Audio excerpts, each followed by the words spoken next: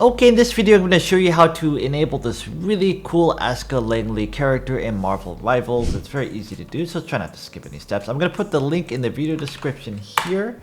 Just copy and paste out. You download this. While it's downloading, go to Steam, find Marvel Rivals. Right click on it, go to Properties, go to Installed Files, go to Browse. From here, go to Marvel Game, Marvel Content Packs, and here I have a mods folder. By default you're not going to have one, so you need to right click on it, this folder, go to new, go to folder, and make a new folder called mods undercase. Once you have this, go back to the downloaded file that you just downloaded, open this with whatever WinRAR or whatever thing you want to do, and just copy and paste it into the mods folder. And that is it.